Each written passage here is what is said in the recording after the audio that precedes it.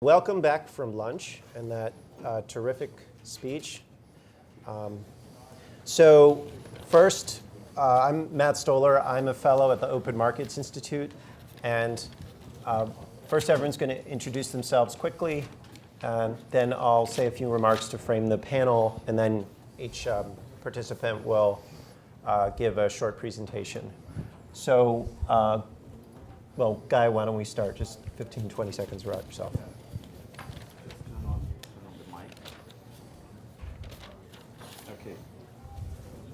Yeah, so I'm Guy Rolnik. I'm a clinical professor here at the Chicago booth. And my background actually is from the business world and journalism. As an entrepreneur and a journalist, I founded Israel's leading financial newspaper.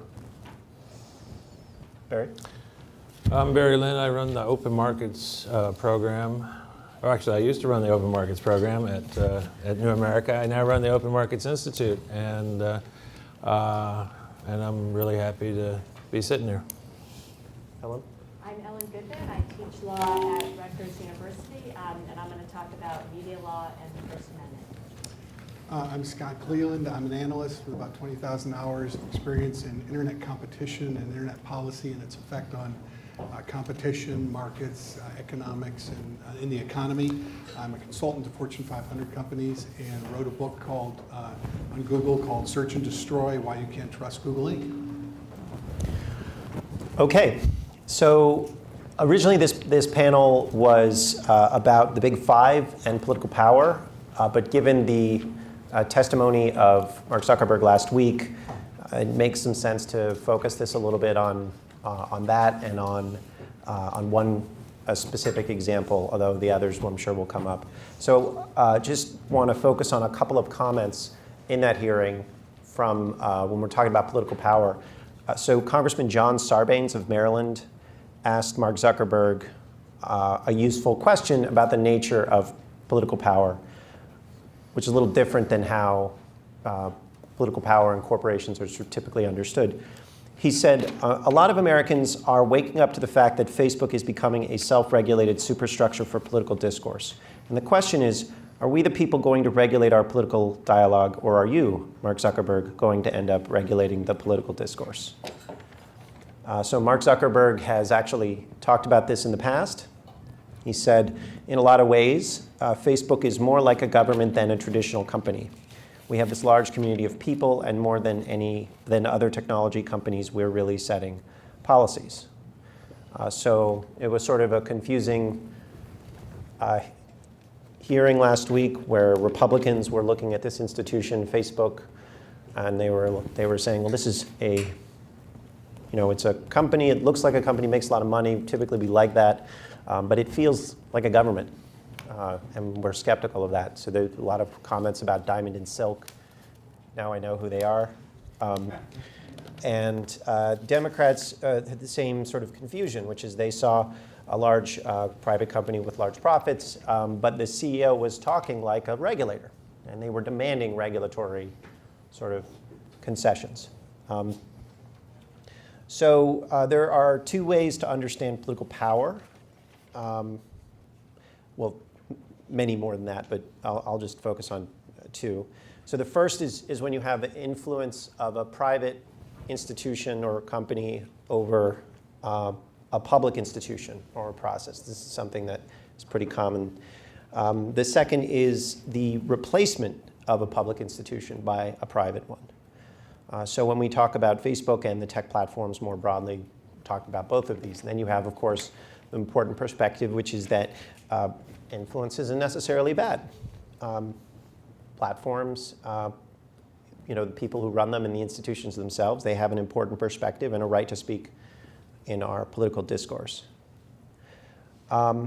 So what I'm going to do is turn it over to Barry to start us up. He's going to talk a little bit about the relationship of media platforms, content publishers, and platforms, and how that plays into political power.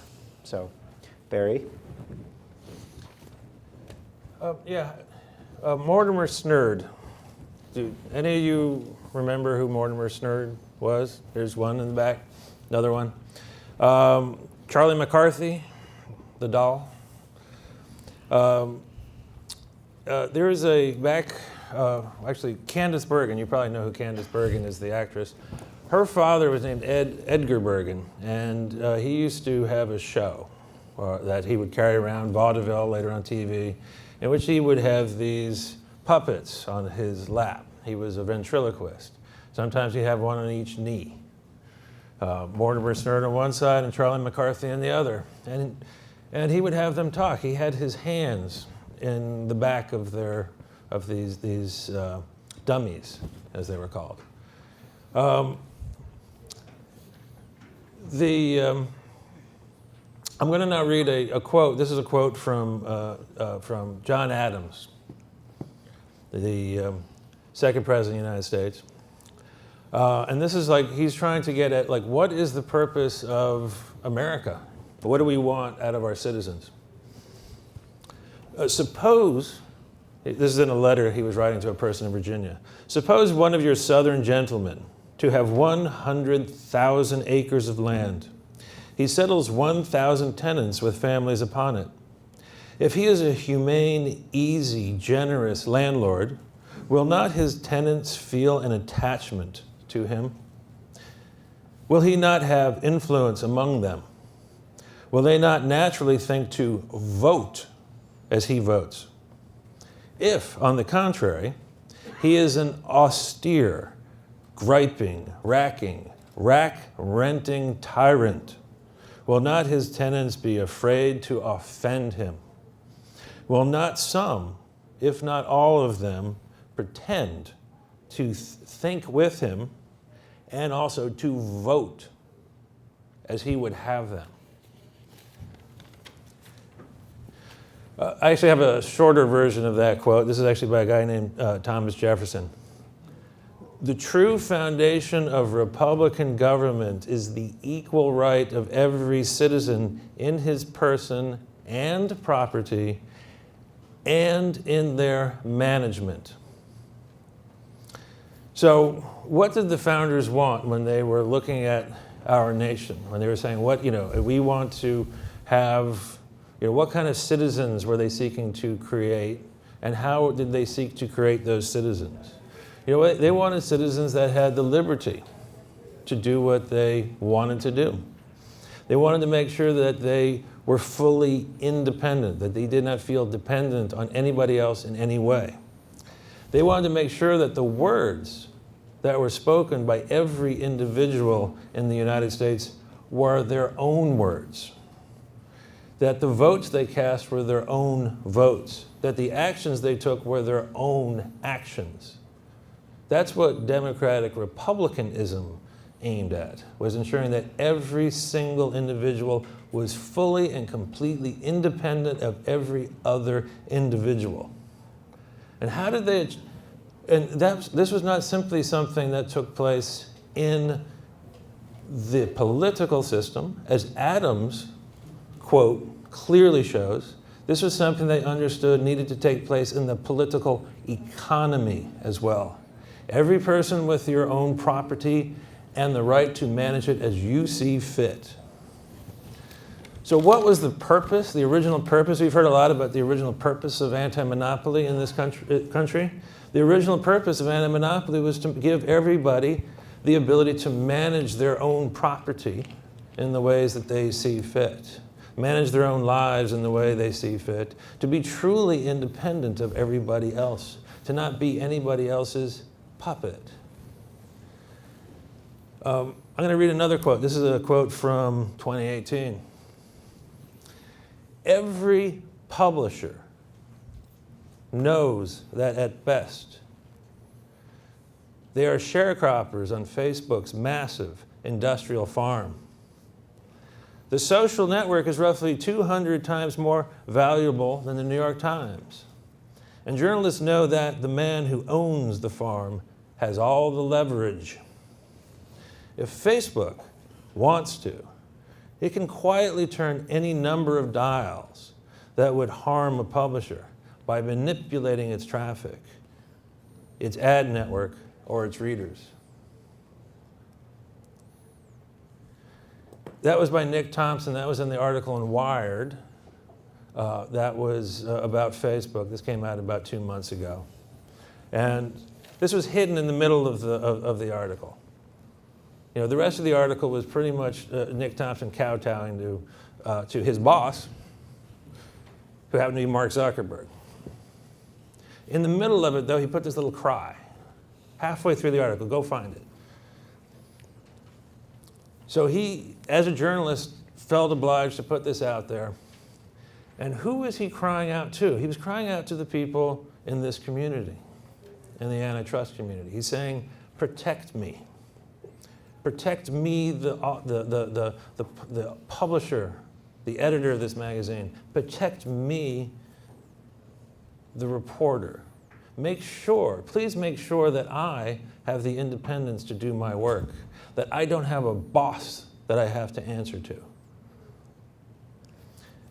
The failure of anti-monopoly in this country, and it is absolute failure, complete failure, is we have allowed fear. We have allowed people to concentrate control over other people, that it makes those people afraid. People live in fear. We have reporters and editors and publishers of our newspapers who live in fear every day. This is true of the people who publish our books, of the people who write our books. They live in fear that Amazon's going to shut them down. Whose fault is that? It's the people in the antitrust community. We saw people on the previous panel just trying to shunt the responsibility away. It's not us. It's not me. Dennis, it's not me. It's not us. Don't look at me. We can talk more about this, but this is my introduction. Our country has allowed the concentration of power in intermediaries, giant intermediaries, Google, Facebook, and Amazon, vastly more powerful than the original intermediary against which we fought, which was the British East India Company. And these people are using their power in ways that are directly threatening our most fundamental liberties and our democracy. And it is the responsibility of the people in this community to wake up and do something about it.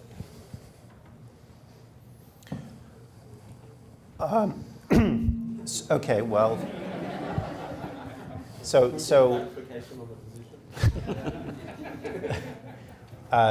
sorry, can you not be so technical in your answers?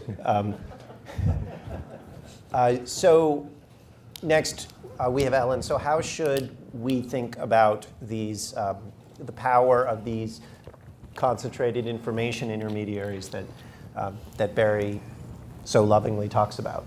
Okay, so I want to, antitrust is one part of the answer. I think I'm with Barry in his screed. The other part is regulation, so that's what I'm going to focus on. And I want to pick up on what Matt said, the quote, Zuckerberg's quote that he is a government, that Facebook is a government, that he is a governor.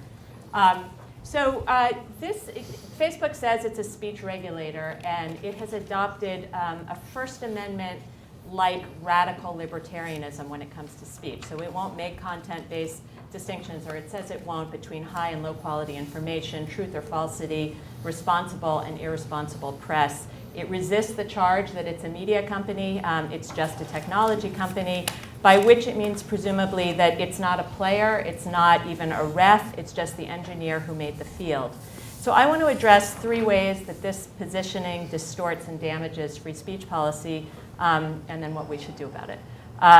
So when Facebook uses First Amendment rhetoric to maximize data flow on its platform, it implies or even says explicitly that it's standing in the shoes of the government.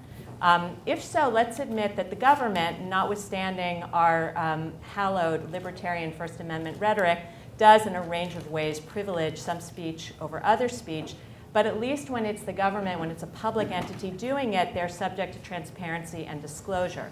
Decisions about speech and free speech trade-offs can be questioned, and the empirical bases for restrictions can be probed. Facebook enforces, we think selectively, terms of service that are indeed content-based concerning hate speech and incitement. That was the whole controversy about diamond and silk. It also tunes its algorithm to favor certain kinds of speech and certain speakers, but there's almost no transparency, save for what it selectively, elliptically, and sometimes misleadingly posts on its blog. What's more, government, as a speech regulator, supports public goods. Maybe in the context that we're talking about, that means public service journalism.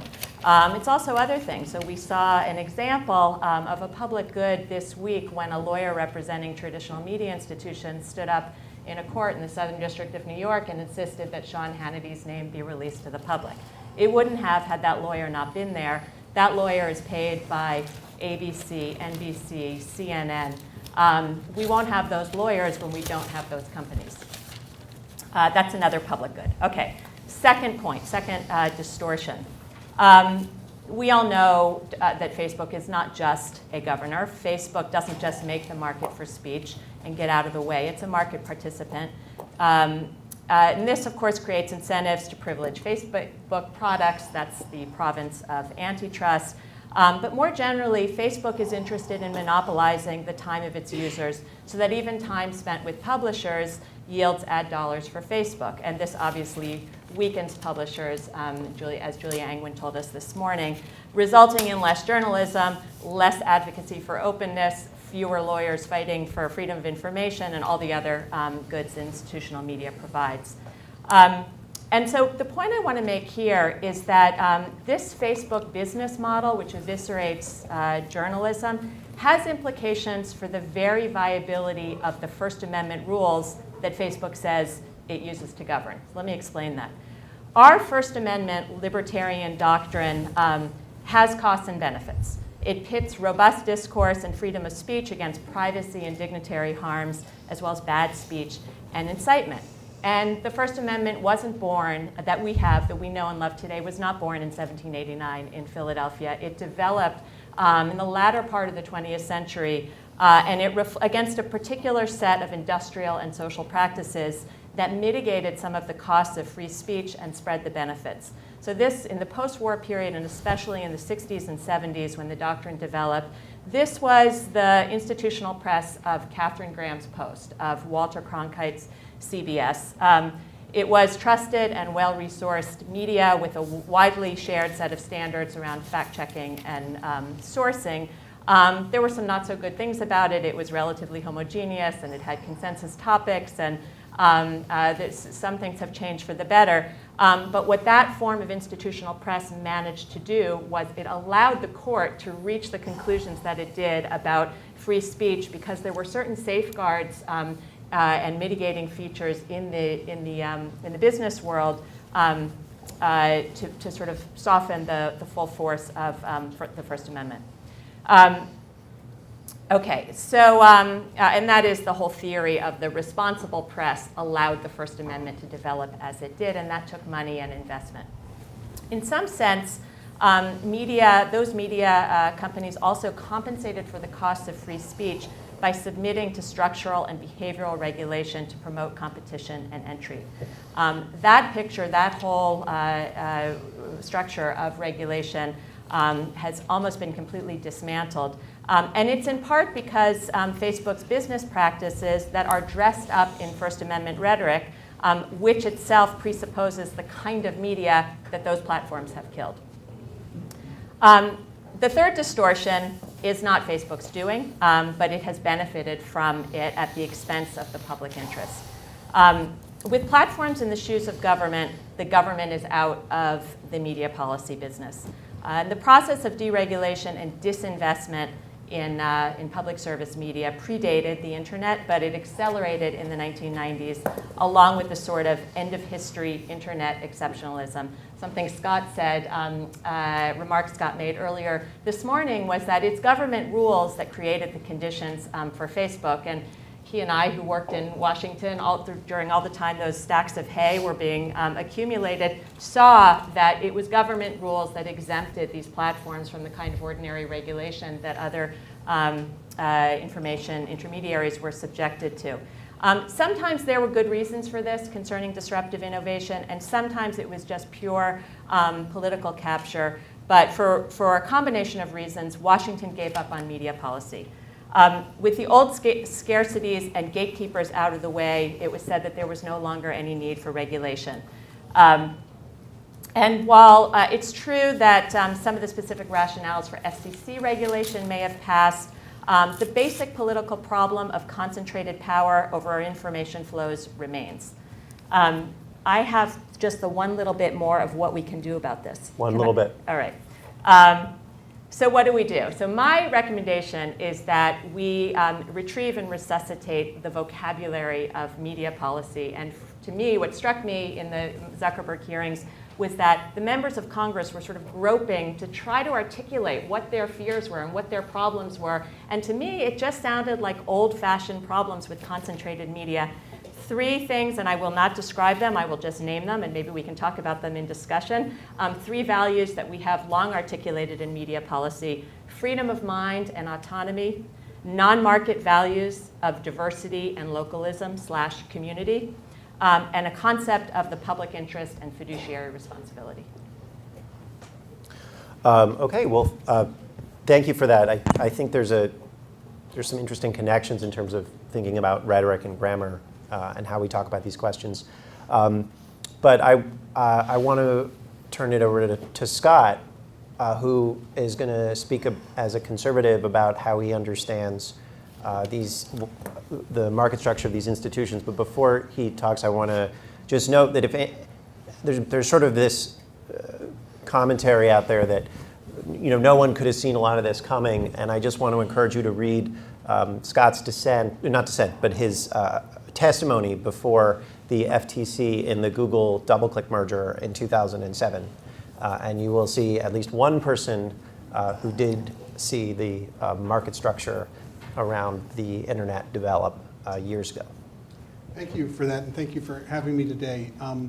Back in 2007, I testified before the Senate under oath, and on that, you have to remember, I'm a free marketeer, I'm a 2-time entrepreneur, but they took the 2 companies in the world and said, let's put together the 2 companies that have 60% plus of users, publishers, and advertisers, and they thought it wasn't going to be a problem. I said under oath, it's a no-brainer. So that's the context here. I've written Googleopoly.net, that's the antitrust analysis over the last decade. Now, the Big 5 and political power is the title of this thing. What I want to talk about, because it's an antitrust conference, is the big one, Google and their political power over competition and over antitrust. It's remarkable. So what I'm going to do to help you appreciate this is briefly, in a couple minutes, juxtapose pre-January 3rd, 2018, and then after that, okay? Now, in late 2012, the FTC was recommending an antitrust suit, a couple of antitrust suits against Google, and it was over 5 markets. One we didn't know, which was Android, that was closed without a vote. The other 4 were closed without a vote. DOJ had been very tough on Google for 4 years, both the W. Bush threatening a Sherman antitrust case on the Google-Yahoo agreement, and then was tough also for the full 4 years. Microsoft and Bing and Yahoo were allowed to combine because Google was so powerful. And they combined with Facebook after Google and YouTube, the most visited site. Then you had Microsoft, Bing was powering Apple Siri. So they were on the same side. Microsoft and Apple were suing Google, okay? So of the 4 or the 5 the companies that we're talking about, they were at odds with Google. Now, political power has a network effect after 2012, after the election, which Google was credited with delivering. The FTC on January 1st, 2013, they shut down all of those investigations, and they did nothing for the last 5 years. Zip. Now, DOJ went from very active, like 4 or 5 major antitrust actions, to nothing. Crickets. 2014, Google and Facebook, who were fiercely competing, because Google got in with Google Plus and was going after Facebook. And Facebook countered by saying, we're going to combine with Yahoo and Bing and go after you on search. And then in 2014, I discovered this in 2015. I said, they in 2014 just mysteriously stopped competing. And as an former investment analyst, I looked at the numbers and the evidence based. And if you look after that, the quarter after that, their share of revenue growth percent spiked. It went from the high 60s to almost 100% in a couple of years. Coincidental? I don't think so as an analyst. Then you have Yahoo returned to working with Google. That was the thing that a Sherman antitrust case was sought to block. Apple dropped Bing for Siri. So right now, Android and Apple devices are all Google search. Apple and Microsoft dropped their patents suits. And then Microsoft and Google made peace after scratching each other's eyes out. And Google went from 70% share of search and search advertising in the PC market to 95% of that in both of those markets today. How did that happen? I don't know. What I'm telling you is we have never seen anything like this before. And what Google did is it not only vanquished competition, what it did, is it vanquished the antitrust enforcers who are supposed to protect the process of competition. So what I wanted to do is I wrote a white paper this week for this conference for the purpose to help people understand how did this happen. And so the title of my white paper, and I have about 15 copies up here for people if they like them, and I will publish it today. But it's Rejecting the Google School of No Antitrust, Fake Consumer Welfare Standard. And what I basically lay out is I lay out the evidence of how the Google School of No Antitrust has politically hijacked the economic consumer welfare standard. So just remember that. And I say, what is this, that school? What are the tenets of it? What is it in their own words? And then how did they actually do this? And I have a very interesting read in the appendix of going through the chronology of all this stuff. If you don't believe it, it's got a couple hundred links to all of the public sources on this. The evidence is overwhelming. A reasonable person can't look at this evidence and go, looks like a free market to me. And then what I do is I come to the defense of the consumer welfare standard, the economic, free market-based consumer welfare standard. Because Google is out there trying to say, no, it's all politics and whatever. So how am I doing time-wise? You have 2 minutes. Oh, boy, I got tons. I've been talking fast. So this is just important because you need to understand this is not normal. This is not free speech. This is not the normal discourse. This is a political hijacking of the most important market, which is information. I wrote a book on Google because information is power. And who thinks it's a good idea that all the world's information goes through one bottleneck? That was my view 11 years ago. I couldn't believe so few people didn't get it. But people are starting to get it now. I have 2 other white papers that you can find on Precursor blog, which is my blog, that I think you'll find. This one I submitted actually to Macon's DOJ. They had a roundtable. On that one, it said, a market divided, U.S. internet policy creates anti-competitive asymmetric accountability. Government exemptions overwhelmingly favor regulatory arbitrage over free market competition. The arbitrage harms consumer welfare. Free market forces the process of competition and economic growth. And then I had a fun one they did last week, which was Internet Platform Corporate Welfare and Leachonomics. The huge hidden public cost, greater than $1.5 trillion of U.S. industrial policy. Once again, I'm a free marketeer. I'm raising my hand. This is not a free market with the internet. It's a favored market. And all the bad things you're seeing right now are a result of the policy. So I think my time's up. No, that's great. Okay, so in 2007 you talked about DoubleClick, and then people noticed, I guess, 11 years later. So, and 2029 people will look back and say, hey, something weird happened in 2014. Is that all right? Hopefully.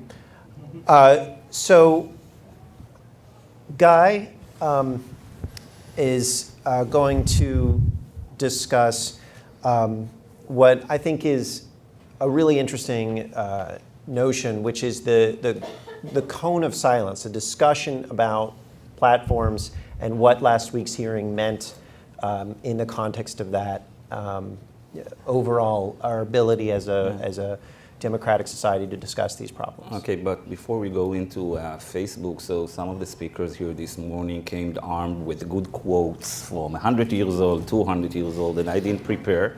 So as Barry was talking, I I'll Googled. lend you some. Yeah, he can lend me a lot. I know he has tons of them. Okay, but I need Google for that. So I Googled my favorite one that actually supports Kevin Murphy's idea, and I'd like to read it to you. So, the first duty of an editor is to gauge the sentiments of his readers, and then tell them what they like to believe. By this means, he maintains or increases the circulation. His second duty is to see that nothing is said in the news items or editorials which may discountenance any claims or announcements made by his advertisers, discredit their standing or good faith, or expose any weakness or deception in any business venture that is or may become a valuable advertiser. By this means, he increases the advertising value of his circulation. The net result is that both the news columns and the editorial columns are commonly meretricious in a high degree, have no value. So this is the quote of Thorsten Veblen from 1904 in his famous book of the theory of business enterprise.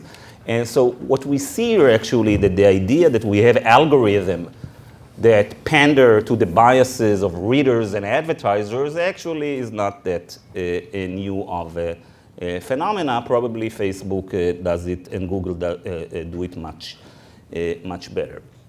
Now, so last week, 2 weeks ago, I spent close to 9 hours of my time watching the Zuckerberg testimony in the Congress. Actually, as I was watching every exchange and the body language of the congressmen and their questions, I could not stop thinking about actually the person who sits right next to my office, Professor Sam Peltzman, who is, among other things, an expert in the political economy of regulation. And I think that a good portion of the hearing in many ways followed the dynamics that Peltzman described some 42 years ago when I was 7. So with all, Facebook and Google and new technology and so as some of you remember, so Peltzman envisioned in his model that monopolists and the politicians are cutting backroom deals how to share the rents of a monopoly. But what I witnessed actually, looking at the hearing of Zuckerberg, that he was in some of the congressmen actually couldn't wait for the lights to go out and started the negotiation right there and then. Instead of investigating Zuckerberg and following up on his answers, they asked if he will endorse their bills. And indeed, Mr. Zuckerberg was kind enough to say that he's very open and will consider them. So sure, there were some people with very good questions, and the issues have finally got, I agree, national attention. But there are many ominous signs that promoting competition may not be the main agenda of the legislators. And like from the textbook of Peltzman, many legislators are focused on specific issues that had very little to do with the questions that we want to raise here. Though I must point out that I think it was Lindsey Graham that questioned Zuckerberg, who is your competitor, Mr. Zuckerberg, to which the CEO had no direct answer. I think he asked him something like, if I don't like Ford, so I can buy a Chevy. Who do I go to if I don't like a Facebook? And I think after we've seen Ben Thompson's presentation this morning, we know the answer that 10 of the most of the most popular apps that everybody uses are either Facebook Google. So going back to the hearing, so what we're seeing actually right now is huge monopolies with huge rents that until very recently, they were the darlings of the news media and the darlings of everybody because they are, solving all the world's problems, they are innovative and so on. Now, they are being summoned to Washington, and what I think we're going to see now is we're already seeing that the platforms are ramping up their lobbying industrial complex in DCs, and they can offer a lot of goodies to politicians, not only money, and I know, and of course, in terms of sharing rents, they have a lot of to show. Now, before I stop, I just want to raise something that has to do with party politics. So many people now, as we've seen in the last 2 weeks, are furious with Facebook after the Cambridge Analytica story. But I want to remind us that less than a year ago, Zuckerberg was mentioned as a viable candidate for presidency. Now, the idea that a person who has unprecedented private control on personal data and the public discourse at large would also be the president of the United States was totally in the realms and perimeter of what is legitimate. So the question is, what has changed in the last 6 months? And is it the data breach? Well, initially Facebook, first of all, denied that it's a breach, nothing really, and in many ways, and we heard it from Julia this morning, the Cambridge Analytica story is probably not a bug, but a feature of the business model of the platform. And whatever data was hacked out by Cambridge Analytica can be used anytime by the platforms themselves for their own purposes and discretion without being hacked, or as Matt said before, the platforms are in many ways the regulators of the internet. So what has changed? In many ways, I think that what has changed is that many people associate Facebook today with the election of Donald Trump. So this is why we see so much focus on those issues that were very silent and very important for years. I'll stop here and continue later to talk about the news media, please. I think what's interesting is there are, this has come up a number of times, and not just on this panel, this notion that concentrated power or antitrust and democracy either have a relationship or don't have a relationship. So this is a conference on antitrust. Why are we talking about political power? Why are we talking about questions of democracy? So Barry, what do you see as the relationship between concentrated power, antitrust, and democracy?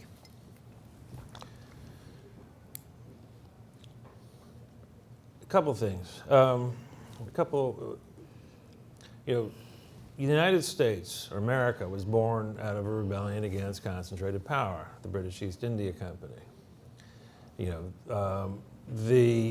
What people wanted, I mean, I touched on this before, people did not want there to be a master of the market. People wanted to be able to interact directly with one another in open markets. People wanted to be able to trade. What did people want? They wanted the liberty to engage with one another, and to the extent that there was fear in the system, that the fear was only their failure within the marketplace.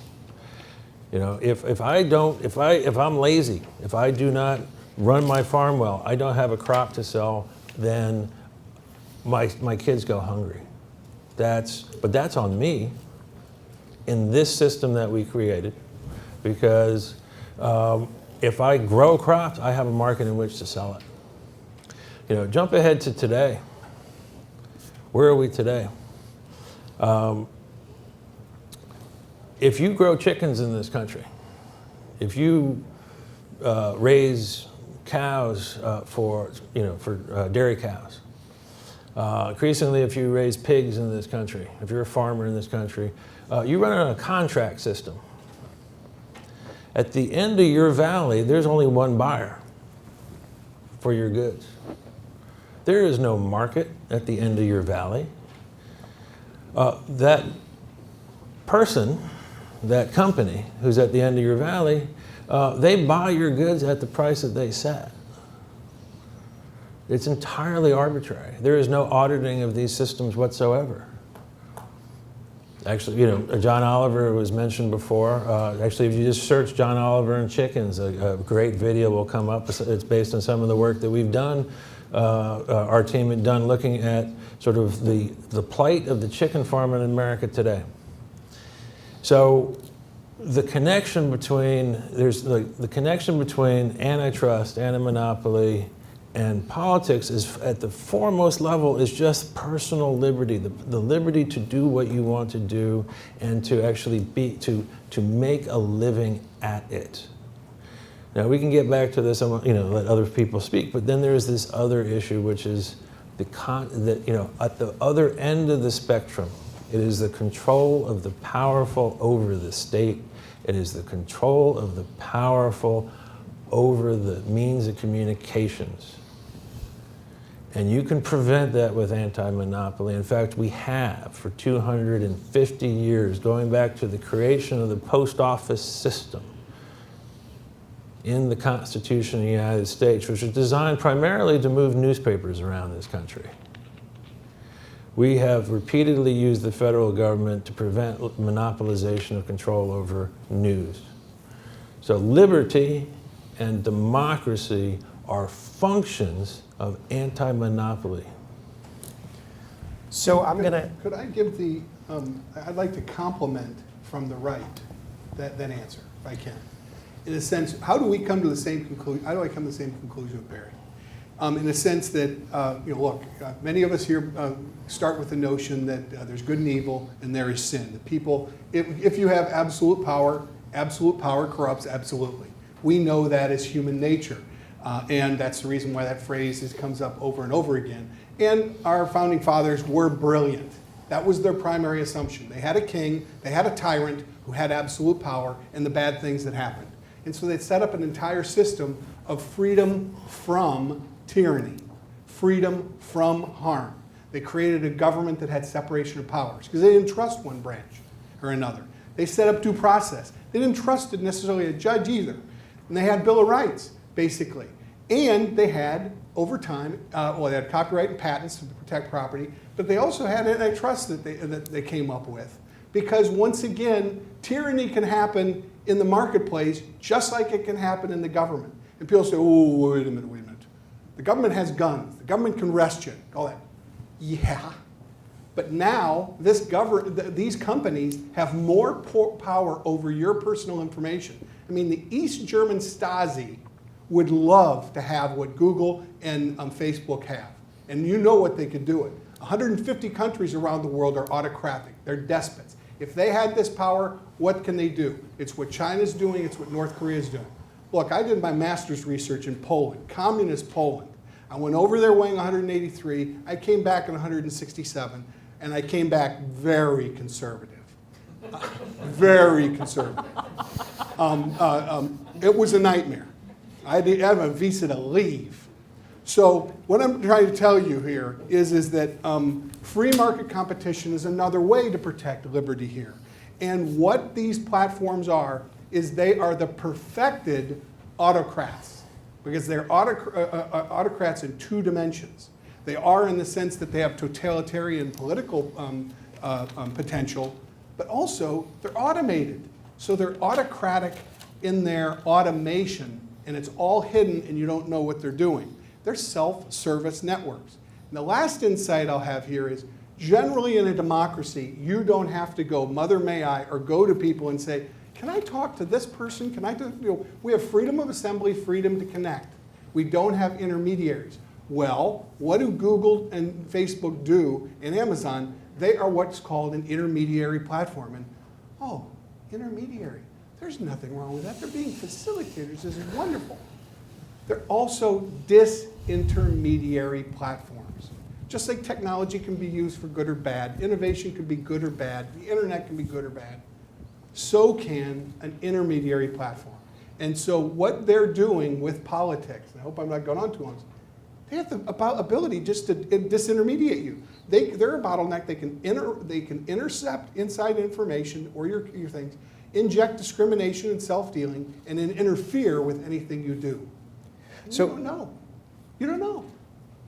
I'm actually curious to hear your thoughts on this. So I think there are two ways in which there's a connection between this market power and democracy.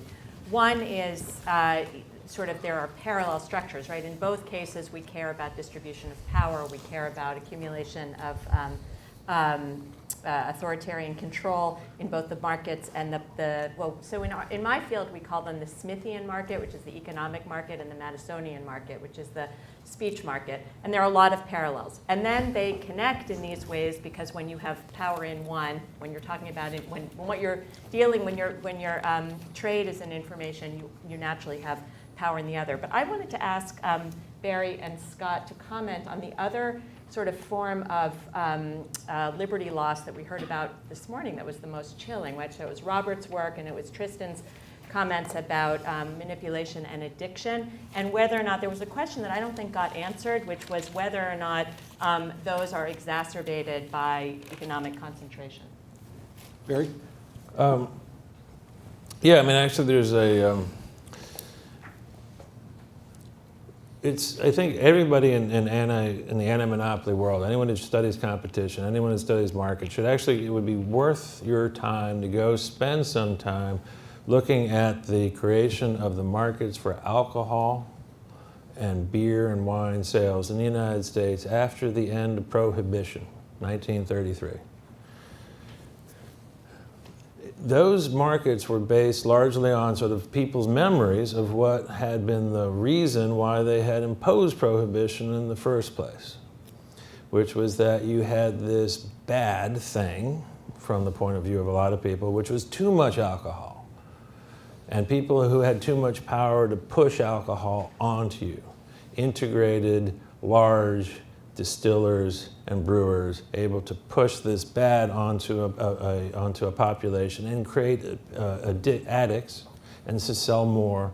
And then one of the results was the loss of life, was the breaking of families. It was so bad that we imposed Prohibition on ourselves. No booze for anybody. Well, that didn't work so well, so then they recreated these markets. And when they recreated these markets, it was a blank slate. And how did they do it? They broke the power first into every single state. They said, we're going to put the regulatory authority at the level of the state. If the people in the state want to put it at the level of the city, of the community, fine. Second thing they did, no vertical integration. No vertical integration. If you are a retailer, you shall not be connected to the wholesalers and distributors. If you're a wholesaler and distributor, you shall not be connected to the brewers and the distillers. Why? It's because that there be no power within the system able to trump the power of the people in any community to determine how they were going to deal with this thing that people wanted, but was also an ill, a bad. So that's a case in which carefully constructed markets, you can go in and look at them, and what they result in is, 1, reasonable prices, if that's what you choose. 2, an amazing amount of variety. What is the one area of American political economy we've seen a huge, over the last 35 years, more variety in these markets? And the third thing that they provided was control by the people, so that whatever is sold, it's up to the people to decide. So anti-monopoly, it has a moral aspect if you choose to use it. Yeah, so in this particular moment, one can say that the news media that we've been debating in the last hour is doing its job because it's raising the issues and doing some of the investigative reporting on the platform.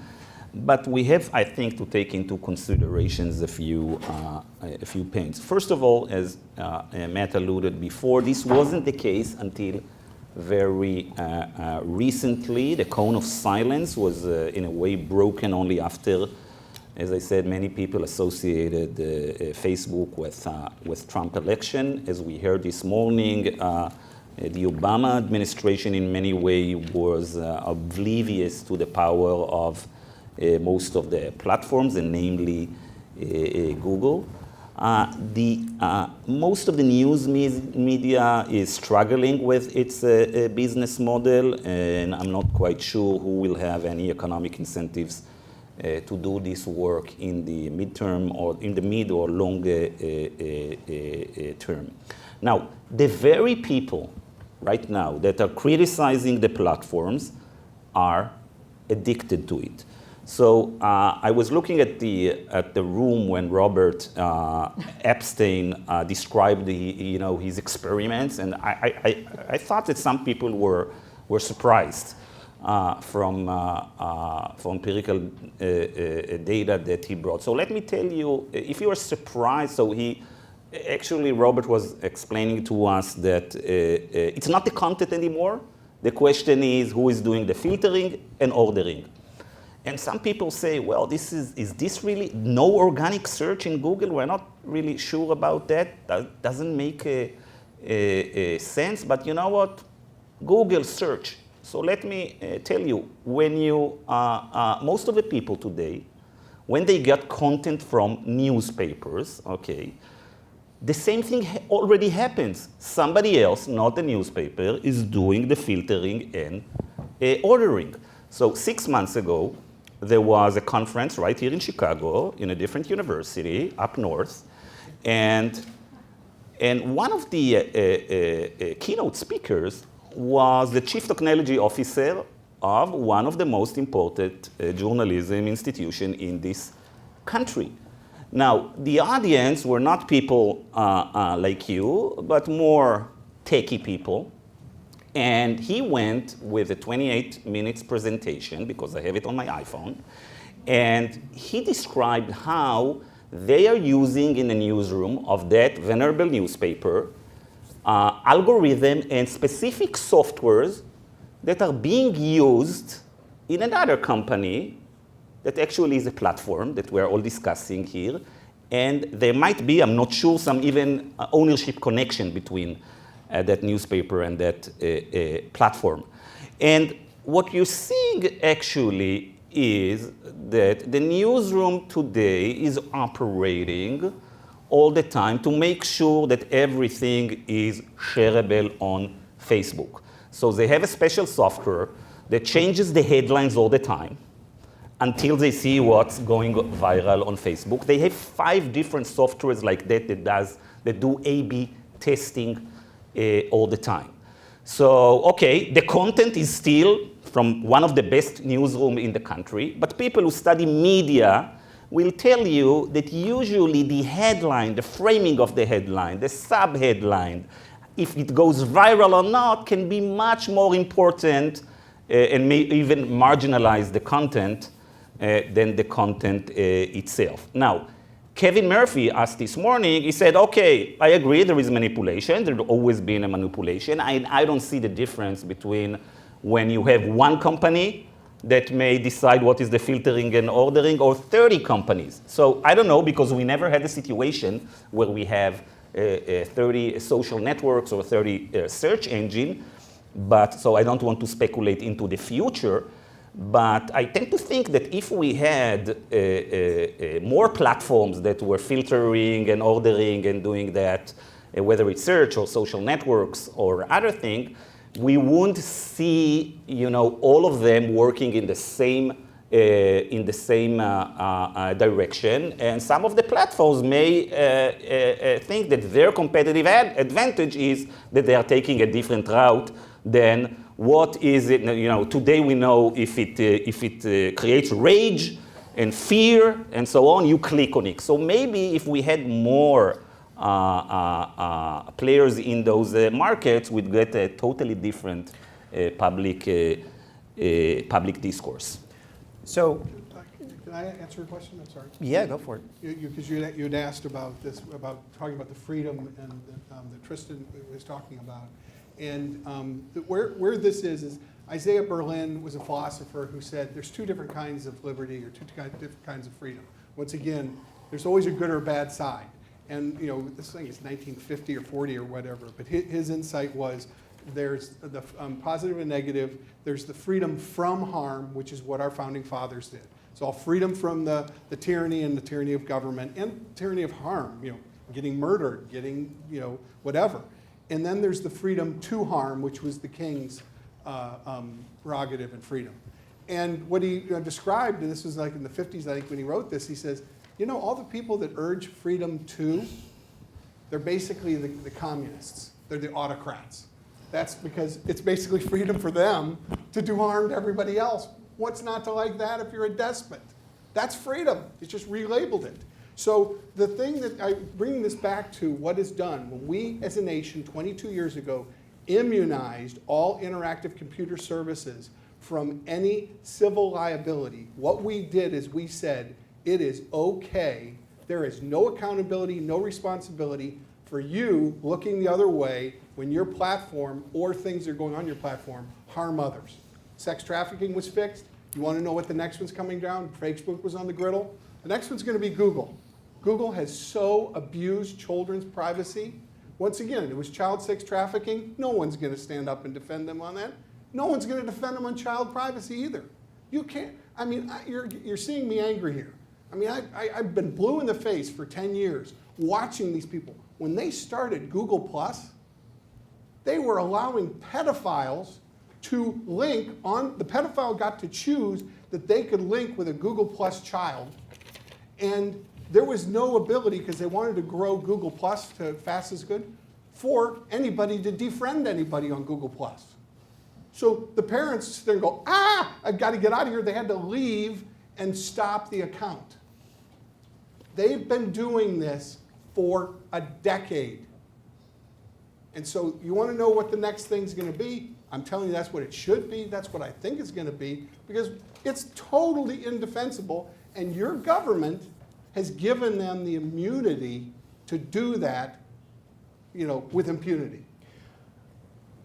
So I wanted to kind of reference something that Guy was talking about, something that's come up over and over, which is this notion that there's manipulation that goes on in politics and media, which some of what you find when people mention this is it's as if they're sort of discovering in 2017 that not everyone is always ethical, and that this is somehow throughout history everyone was always ethical until the platforms emerged.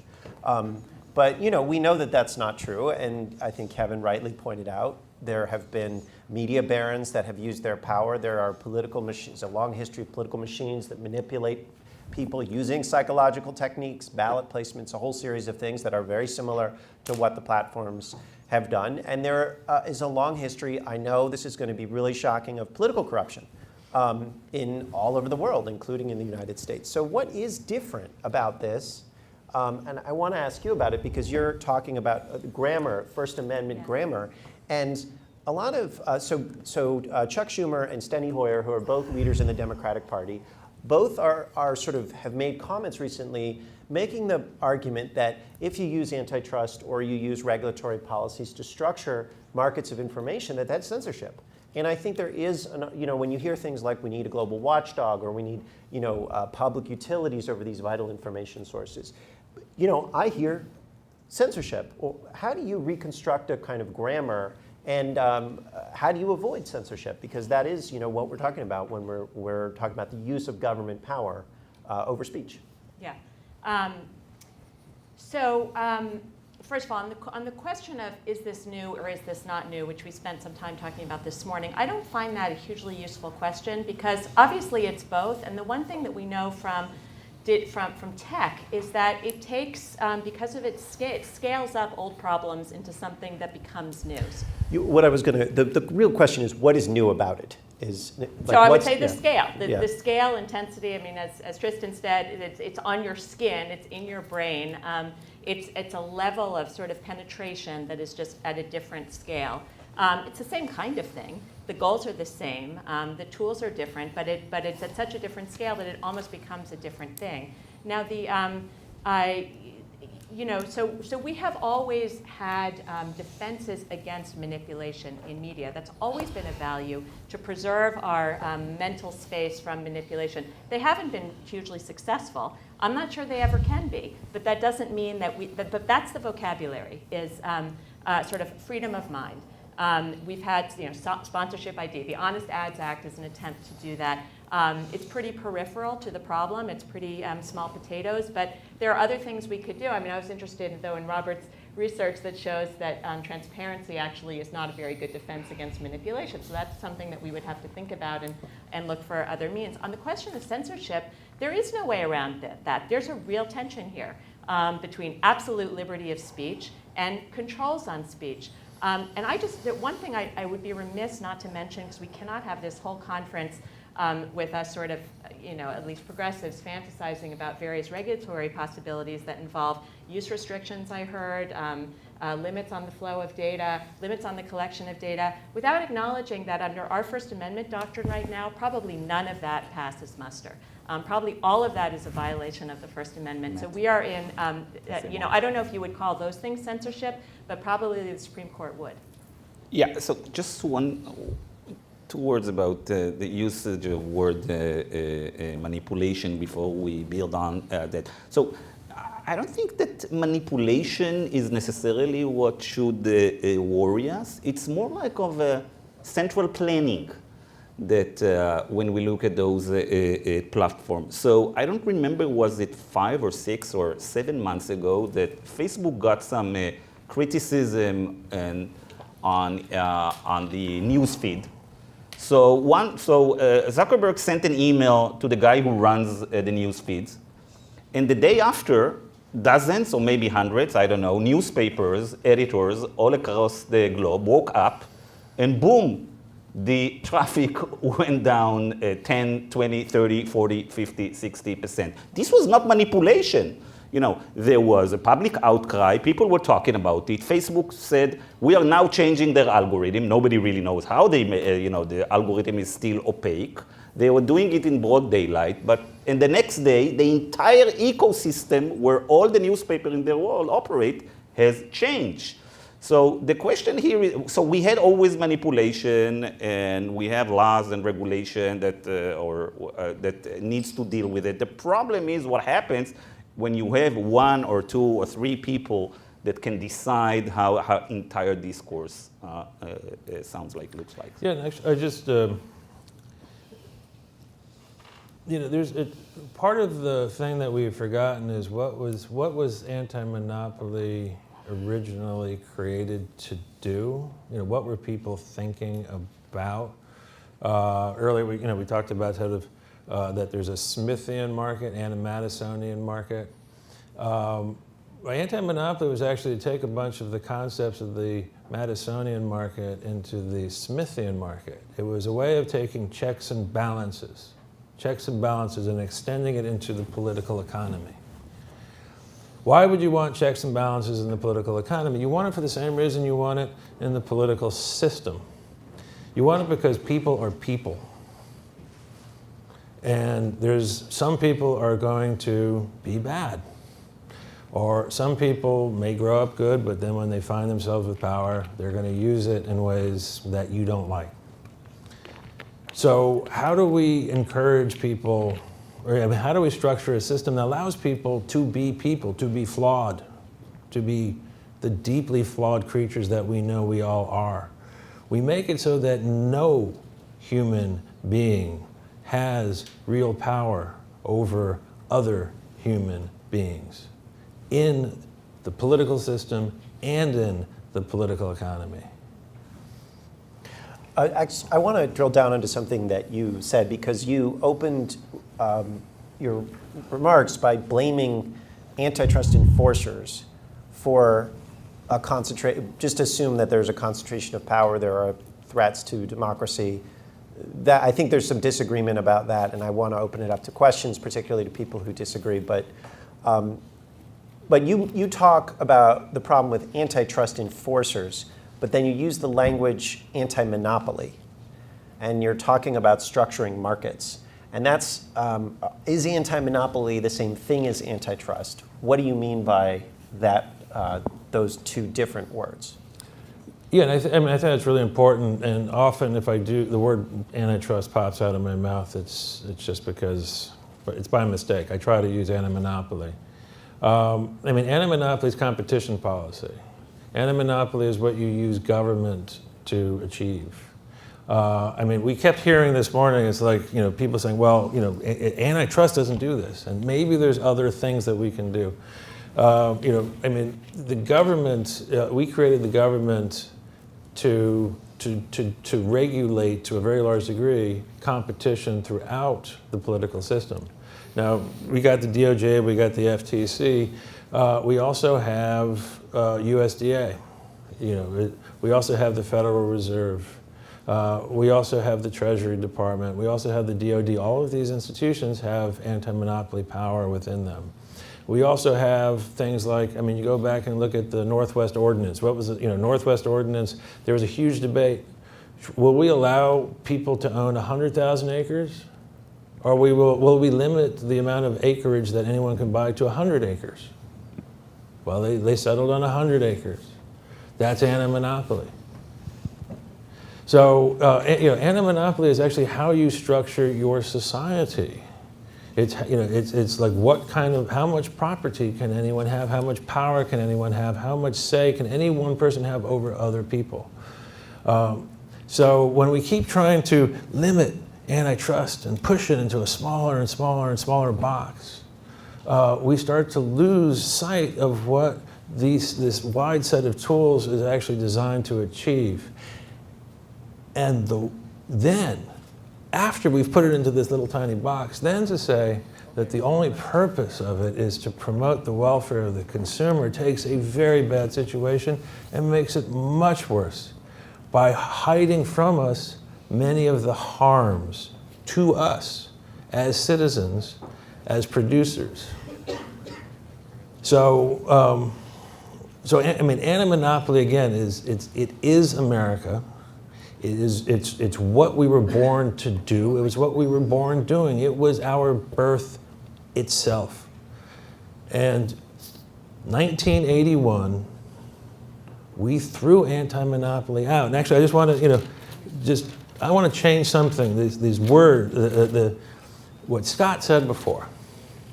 It's like there's another way to frame what Scott said before, which is, there's the freedom. He was talking about, freedom from coercion. It's much easier if we actually understand that it's like for 200 years in this country, anti-monopoly was designed to create freedom from masters. In 1981, when we got rid of our traditional anti-monopolism and replaced it with, for the consumer welfare, we created a system that has given freedom to master. That's what we live in now. Can I think in Barry's answer is the answer to the question you asked me, which is that, with the Northwest Ordinance, nobody would say, or maybe they did, that was an anti-private property rule. It was structuring the market so that more people could own property. And I think that's what, the history of media regulation in this country has been. It's structuring speech markets so that more people can speak. So if you frame it that way, it looks less like censorship. So in that, when you're talking about other tools, like Northwest Ordinance, regulatory tools, and something, Scott, you mentioned, which is Section 230, we're all talking about the structuring of markets, whether you're talking about antitrust or various other tools. And so I guess I would ask you what the relationship is. How do you actually think about that when talking about Section 230 and antitrust? Well, Section 230 has two parts. One was, it said, and I'm paraphrasing, but this is what it says, is the internet, U.S. policy recognizes that the internet was a free market that should be unfettered by federal and state regulation. Okay, that's the policy statement of the government that still operates. And then it has this immunity provision from liability, which has been interpreted by the courts to be what it says in that hortatory language, which isn't binding, which is you can't touch them. So basically what happened in Section 230 was it was a libertarian's dream. They got what they wanted. Now, I am a limited government conservative.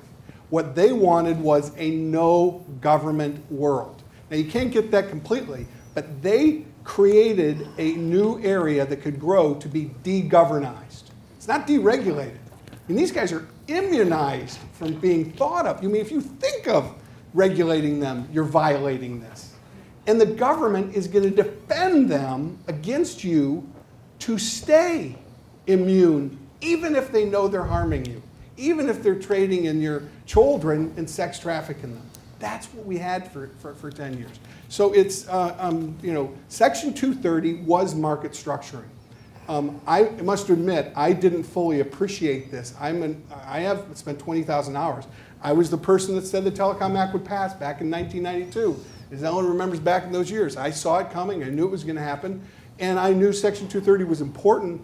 But it's only in the last 5 years that it's spun completely out of control. So think of that as, what's it called when you, seasteading? Have you ever heard of the libertarian thing about your seastead, and you want, basically you're going to go off in the ocean somewhere and create like a floating island, and you're creating your own country and no one, you've de-sovereignized it. Well, that's what they did with the virtual internet. It's like seasteading. And I'll tell you, Amazon, because they started in '95 before this, and Larry Page, they figured this out from day one. And you have to understand, Amazon's Bezos was the fourth investor in Google. They've been tight. I call them two peas in the same monopolist pod. And you have to know that about them. People think that they're going to be really competing against each other.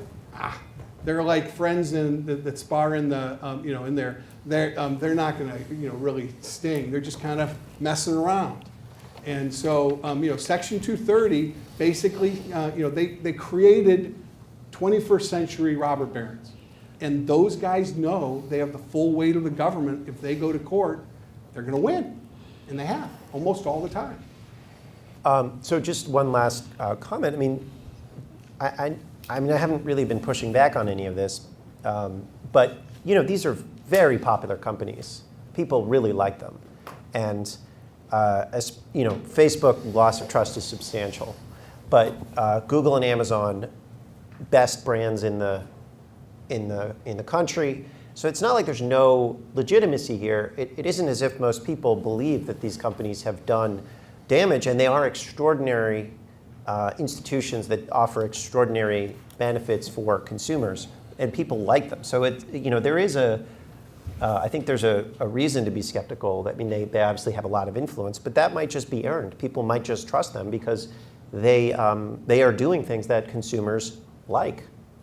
And thank you. Let me you play good devil's advocate as you should. I don't dislike Google, or I use some of their services, and I think they're actually they produce outstanding products and services. I think Facebook has some good qualities, not as many. I think Amazon does amazing things and produces a lot of good. Now, to sum up in 2 words, what he just said is that's the philanthropist defense, which is because I'm such a munificent, beneficent person, and I give you all of this stuff, I can be Harvey Weinstein. I can be Bill Cosby. I can be that Nader or whatever guy in the Olympics. Is because I'm all these good things I do is a license to do wrong or real bad evil. And what I'm trying to say is there's right and wrong. If you haven't heard anything I've been saying on all this is, in technology, in the internet, in innovation, in everything, it can be done rightly and wrongly. I only object to the things that they do wrong. If you read my book, it is very clear. I say if Google would obey the law and treat everybody the way they want to be treated, I would have no beef. I would never criticize them again. Just wait. Okay, little thing quick. Is this working? Hello? If you don't use the microphone, then the live stream people can't hear you. Since this is the politics panel, I just wanted to put another number on the table here for your consideration. We calculated as of 2015, based on internet penetration data around the world available at that time, based on looking at the win margins of national elections around the world at that time, that Google had been determining, as of that time, upwards of 25% of the outcomes of national elections around the world for at least several years. Now, given what we've learned since that time, I would guess that the number is considerably higher than 25%. You probably remember a book called The Hidden Persuaders by Vance Packard, came out in the 1950s. It is still in print after all these years, which is astonishing. And he warned in that book that possibly, very possibly, democracy could become an illusion, that people could have the impression that they're in control of their own lives when in fact they're not. And I just wanted to hear from any of you any comments you might have on that number. Why don't we gather a couple of comments and then we can respond. So I want to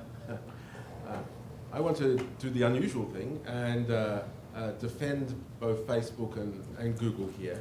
While I, as much as anyone, would like to see more competition, I want to go back to what Guy said. He actually, I think, hit the nail on the head in terms of the issue of the concentration of information causing potential distortions to political power.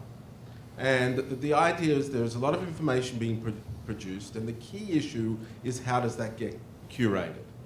So previously, prior to the digital era, this would be by other media organizations, which were arguably, especially at a local level, extreme bottlenecks, and maybe actually persist to do so in some domains today. And they would determine which things you got to read. One of the things that Facebook did in particular, but also Google did explicitly, is what you got to read was filtered by referrals from other people, not from some editor that happened to have an incumbency position at a local newspaper or a news director of a local TV station, but in fact referrals from other people. It's, you know, information basically being shared, which is part of that Facebook mission. It means we read from a wider variety of news sources. It means we're more likely to read things that people that we trust have recommended, which has some issues regarding filter bubbles and other things, but it's not clear it's different from going through a single bottleneck with an other agenda. And these are wonderful things that have been brought there. And so I'm not sure I can accept the premise that the concentration seemingly of information flowing through the platforms has actually at the same time led to a concentration of information that we consume. And in fact, arguably, it is far richer than it ever was compared to the olden days.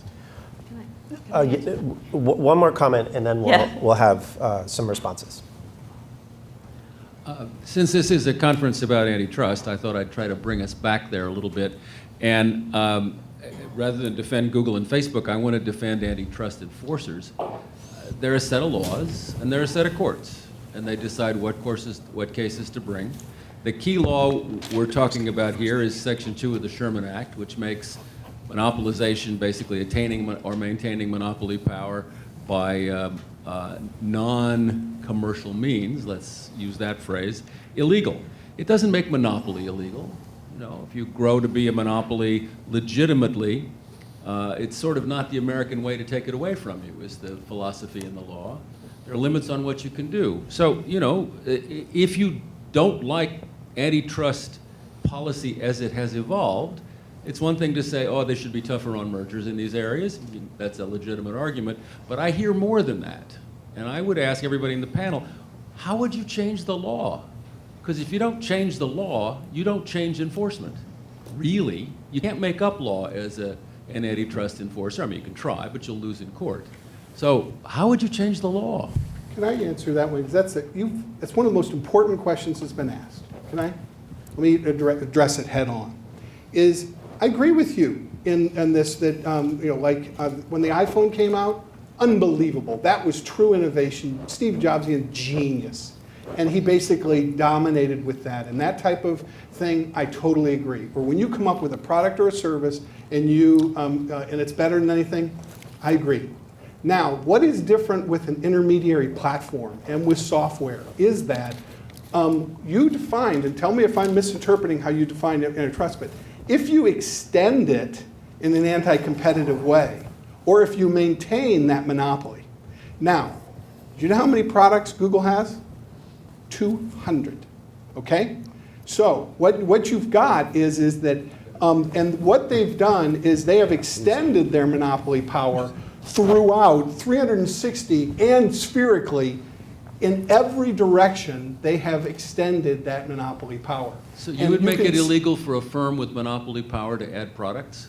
No, what I'm trying to tell you is just like, when you take your view to a logical extension and you take it with Bezos to a logical extension, it is okay to monopolize the entire economy. Adding products doesn't make you doesn't give you a monopoly in the other products. I don't Scott, actually, understand. I think Richard actually asked something else, and I think that it's important, which is, it's how would you change the law? But what we're not perhaps recognizing is the degree to which the law was changed in the early 80s. And one way to understand how radically the law was changed is you go back and look at the guidelines in 1968. Then you can go look at the guidelines, the antitrust guidelines that are in that were established in 82 and 84, which is when you went from, basically we structured the markets. In 1968, you see if it's very, very simple, the guidelines, when you boil it down. If you have 25% of the market and you're trying to buy a company that has 1% of that market, we're going to investigate you. We're probably going to stop you. So it was a rule of 4. Like in industrial, like say industrial activity, it was very, very simple. A rule of 4. We don't want there to be fewer than 4. So there was a lot, in some ways, there was not that all that much for, say, economists to do, because all you had to do was count to 4. In 1982, they essentially got rid of these simple rules, and they said, well, we're going to go to, we're going to measure it in all these other ways, and we're going to measure it according to consumer harm. And it was, they basically went from we're going to have a system in which we have a certain degree of distributed power everywhere to, we're going to turn it over to the economists to measure according to their own instruments and in their own ways, which we don't understand how much concentrated power there should be. But the one test is that it be whether it works for the consumer.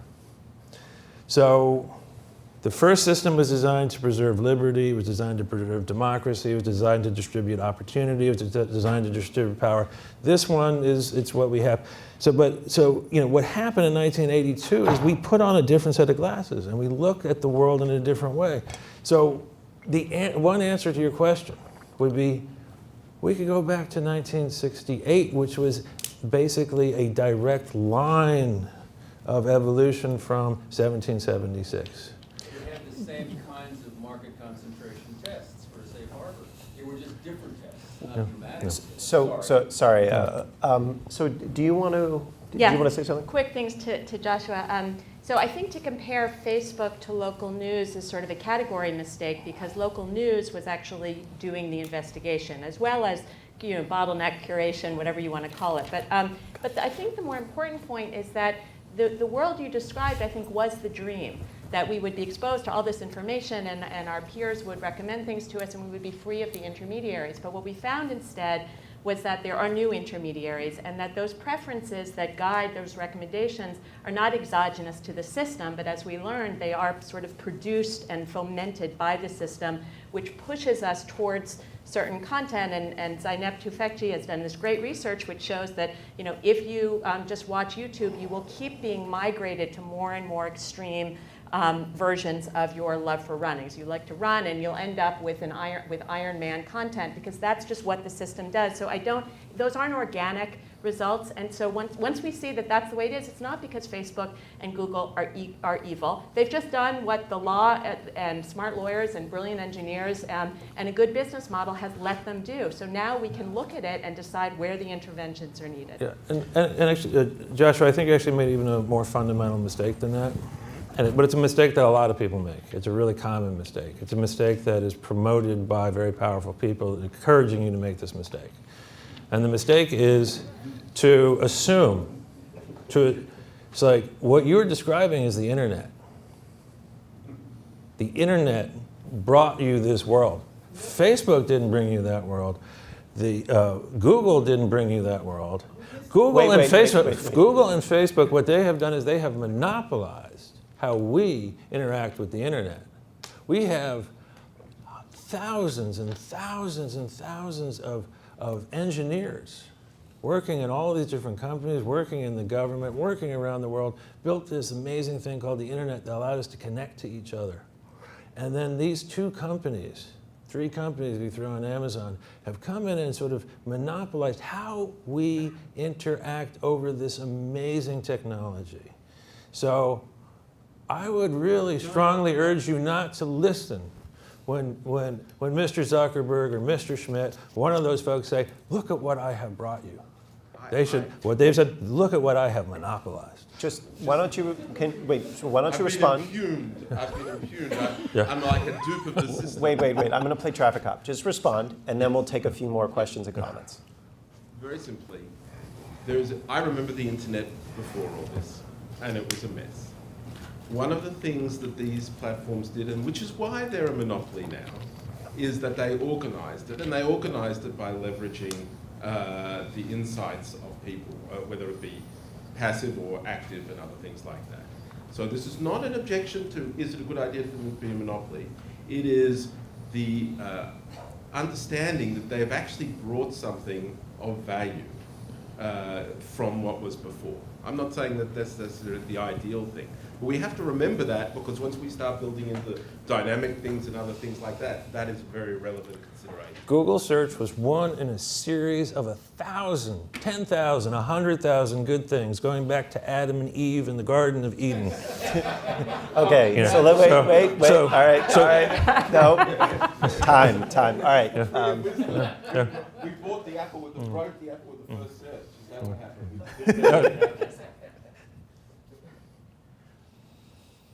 Thank you. Two quick comments. So one, I want to agree with Ellen Goodman about the First Amendment. So don't want to lose sight of that idea. As soon as we start to restrict the information you can gather, how you analyze it, and how you can speak using it, that's going to raise serious First Amendment issues, and we should keep that in mind. Okay, two, I want to go to the byplay between Dick Schmalensee and Barry on anti-monopoly versus antitrust. Whatever the Chicago Revolution was in the 1980s, this idea of the fundamental distinction between what Section 2 does, we don't condemn monopoly, we condemn monopolization, that goes back to at least Learned Hand in the Alcoa case. So that's not a Chicago Revolution. That goes back to the 1940s. Dick Schmalensee's question is, what law do you want? I think the question should be a little different, which is, who do you want to create this law? Antitrust is fundamentally common law and anti-democratic, requiring Congress to pass legislation. That gives that legislation democratic legitimacy. So I think the real question is do you want these values to be done through a judicial process or through Congress? Concerning names, I know of two languages and institutional setups in which specific occurrences define the instrument. English with antitrust and anti-monopoly, but also German with Kartell, the Bundeskartellamt. I think in all three cases, the term is too specific. I think, especially in light of what may be the needed evolution of these instruments in the future, competition policy has some advantages, also because competition policy can be used, and in some institutional contexts is being used, to address also the behavior of the state, the behavior of governments, not just of companies. So I think it is much more comprehensive.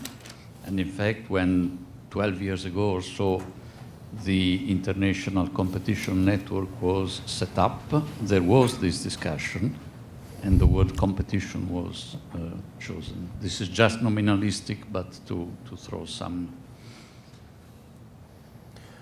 That's very helpful. So one more comment, or over there. Hi. At the risk of responding to a commenter,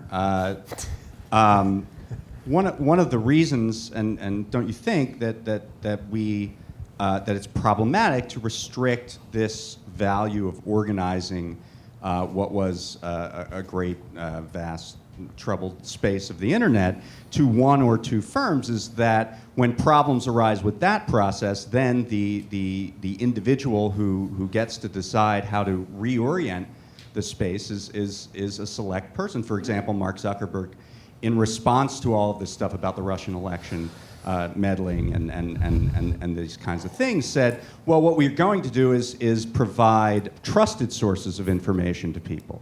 Of course, he's deciding who the trusted sources are, and that's returning us to the very gatekeepers, self-appointed gatekeepers that Mr. Gans was talking about. He said, well, we're going to let people see information from the New York Times and the Wall Street Journal. So it seems like it's, and this brings it back to why the monopolization might be its own problem in itself, is that if problems arise within that context, it's great to have the value of organizing this indexed information, but then only one person gets to decide how to reorganize it. Okay, so who on the panel wants to respond to what's just been said?